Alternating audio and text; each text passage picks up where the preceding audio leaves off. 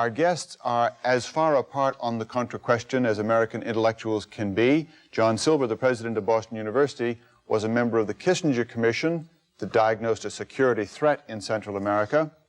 Noam Chomsky, the language theorist at MIT, argues in his new book titled Turning the Tide that U.S. intervention in Central America is the acute case of our general misuse and misrule of the Third World. I'd like you to begin, President Silber. Address yourself to the waverers, if there are any in the U.S. Senate. Why would you vote for the Contra money? Well, the Senate of the United States has traditionally been in favor of supporting democratic forces as opposed to totalitarian forces. And if they continue that practice, they're going to vote against the Sandinistas, and they're going to vote in favor of the Contras. On October 15th, the Sandinistas passed an edict that suspends the protection against the search of homes without a warrant, that suspends the privacy of mail and allows for censorship of mail. They suspended the right of free assembly. They have suspended all freedom of the press. They have continued their harassment of their people and suspended virtually all democratic rights. The October 15th decree is much more restrictive and comprehensive than the decree that Hitler passed in February 28, 1933, when he ended the Democratic Republic of Weimar. Once you see this totalitarian nature of the regime, which was apparent since 1979 in September, and has continued ever since then, it is time for the Senate of the United States to support the Democrats. Noam Chomsky, in a short speech to the U.S. Senate, why would you be against the Contra money? Well, as even the most ardent supporters of the Contras now concede, this is what they call a proxy army, which is attacking Nicaragua from foreign bases, is entirely dependent on its masters for direction and support, has never put forth a political program, has created no base of political support within the country, and it is led almost its entire top military command is Somozist officers. Its military achievements so far consist of a long and horrifying series of very well documented torture and mutilation and atrocities, and essentially nothing else. The administration officials are now openly conceding in public that the main function of the Contras is to retard or reverse the rate of social reform in Nicaragua, and to try to terminate the openness of that society. The state of siege, for example, which was imposed last fall, and which is very mild, I should say. There's much political opening in Nicaragua, as everyone there up to the American ambassador will tell you. That corresponds roughly to the state of siege which has been in place in El Salvador since early 1980, except that in El Salvador it has been associated with a huge massacre of tens of thousands of people, destruction of the press, and so on and so forth, whereas in Nicaragua it is a reaction to a war that we are carrying out against them with precisely the purpose of trying to retard social reform and to restrict the possibilities of an open and developing society. And that's a cruel and savage policy which we should terminate. In a complicated subject, I'd love to focus on... Are you going to continue that series of plain falsehoods? That's a series of falsehoods, the like of which I've never seen compacted in such a small period of time. The massacres that have occurred in Nicaragua have been the massacres by the Sandinistas of the Mosquito Indians. The repression there is massive. It is more serious than anything that we have seen in Central America or in any Latin American country to date. It is a genuine dictatorship imposed there, and to describe the leaders of the Contras as being supporters of Somoza is simply fabrication. Robelo, Cruz, Calero, Chamorro are not Somocistas and never have been. And when you take the leadership of the army of the Contras, some of them were members of the National Guard, but then if you're going to object to that, which would be highly unreasonable, because that was an army that wasn't simply followers or supporters of Somocistas. It is important to remember that Modesto Rojas, the vice chairman of the Air Force of the Sandinistas, was also a member of the National Guard, and a very large number of members of the National Guard are the ones who are the coordinators of the block committees that imposed the dictatorship by the Sandinistas. This is a series of distortions and fabrications, and the effort of the Sandinistas to discredit the Contras by the manufacture of atrocities is now a point that has been very well documented. It's Noam Chomsky's turn to respond, among other things, to the Mr. Silver's original picture of the totalitarian. Well, let's just first of all talk about the facts. I stated again that the military leadership of the Contras is almost entirely drawn from the top, from the Somoza's National Guard. In fact, it's 46 out of 48 of the top military commanders, according to Édgar Chamorro, who just cited. These are not citers. This is the top military commander. Excuse me. I let you go on. Did I let you? You engaged in a series of fabrications of truth, and it's time that somebody had the opportunity of correcting your historical misstatements while you're still around. Mr. Silber has a very good reason for not wanting me to talk, and that is that he knows what the truth is, and he doesn't want me. May I have a chance to say? No, just let me finish. It is his Marcos's army is the very army that helped Aquino into power. So when you try to take on the National Guard as if the National Guard was Somocistas, you misstate the case. But you also overlook the fact that there are plenty of National Guard members who are supporting the Sandinistas. Mr. Chomsky, now you go ahead and distort the truth again. See, here you're having in action a good example of totalitarianism. That is to ensure that the opposition... I'm the first one that stopped your monopoly on misinformation. The idea that I have a monopoly of misinformation in the American press is a little ridiculous. Let me really, I control the American press? Let me repeat, let's go back to the facts. 46 out of the 48 top military commanders of the Contras are Somozist officers. You can find that in a congressional report. You can find it from Édgar Chamorro, who is the CIA-appointed spokesman. That's exactly what I said. It's exactly true. As for the idea that the Sandinistas have carried out massacres on a par with those that we have been carrying out in Central America, this is really astonishing. In El Salvador, the number of people massacred since 1978, or since 1979, when we moved in force, is on the order of 60,000.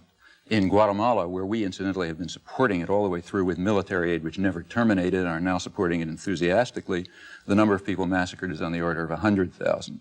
Mr. Silber referred to the Mosquito Indians, who were badly treated, I should say. The figures are that approximately 60 or 70 were killed, many more than that, whereas in contrast, about 5,000 or 6,000 people have been killed, and I don't mean killed. This is not garden variety killing. This is torture, murder, and mutilation, massively documented in great detail by our forces. Now, there are crimes of the Sandinistas, there's no doubt, but they are undetectable in comparison with the crimes of the governments that we supported. I'd like to go back to two central arguments that this whole thing turns on. One is the notion that Sandinist Nicaragua poses a security threat to the United States and to this hemisphere. Secondly, that we owe it to the so-called Democrats and the democratic notion to help people who are carrying our standard in the region. John Silber, are these equal arguments, and do you support them both? Well, I don't support the presence of about 6,500 Soviet and Cuban troops in Nicaragua. I don't support the presence of 24 armed helicopter gunships supplied by the Soviet Union to Nicaragua, or 150 battle tanks, or about 1,200 trucks, and 300 ground-to-air missiles. But what of the notion that it's a security threat to this country? Well, it's not a security threat yet, and neither was Hitler a security threat when he suspended all freedoms of the Germans in February 28, 1933. He wasn't even a security threat that was serious in 1936 when he rearmed the Rhineland. But by the time that the Allies got around to recognizing that he was a threat, it cost us tens of millions of lives, and it took 6 years in which to defeat him.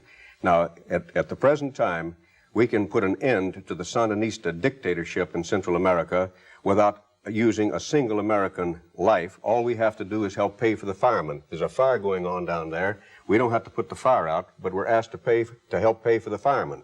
If we wait and we decide to do nothing until the Soviets establish a land base there and it develops as it will develop if we allow it to happen, we will then have to face the fact of a possibility of war. It is not a present threat, it is a vector. If people don't have sense enough to understand that a small fire in a room is a threat, not because it's a small fire, but because small fires have a way of becoming big fires, then we haven't learned anything from history. It's Noam Chomsky's turn on the question of the security threat to the hemisphere and to this country.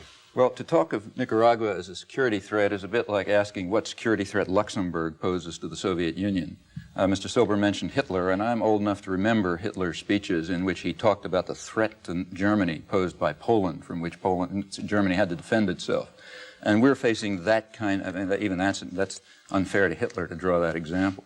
The fact is, if we want, it is quite true that Nicaragua is now Soviet-armed and heavily armed. And the reason is that it's being attacked by a superpower which has specifically blocked every other source of supply. For example, up until the May embargo last year, 20% of Nicaraguan trade was with the Soviet bloc. Prior to that, its arms were coming from everywhere. We then blocked arms from everywhere else. As we intensify the war, they do exactly what the U.S. government wants them to do, namely they divert resources from the social reforms, which we really fear, and they turn them towards militarization.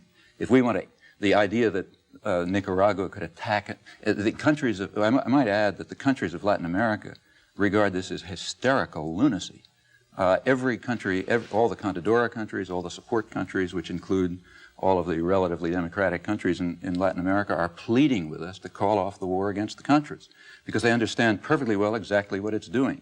It's forcing them to be a militarized state, and it's creating a danger of a wider war in the region. If we want to get the Soviet tanks out of Nicaragua, and the Soviet advisors, and there are very few, the Cuban advisors out, what we should do is very simple, and everyone in the government knows it: call off the war, and they will return to what they were doing before we attacked them, namely creating the most effective social reforms in the hemisphere, which were widely praised by the World Bank, the Inter-American Development Bank, organizations like Oxfam, which describe them as unique in their experience in 76 developing countries, and which we have retarded and stopped by this attack. We were running so far over time that we might just as well keep going. I want you to deal with the question of democracy and our responsibility to aid the cause. Right. You criticize the Sandinistas, but do you really want to embrace the Contras as a vehicle of democracy? Absolutely. And let's dispense with the myth that somehow these were lovely Democrats until we drove them into the hands of the Soviet Union by our opposition. That is a myth, that is a fabrication of history that Mr. Chomsky knows is false. As a matter of fact, when the revolution came to an end in July of 1979, the Sandinistas came to Washington after having pledged the Organization of American States that they would hold free elections. They then received $117 million in loans.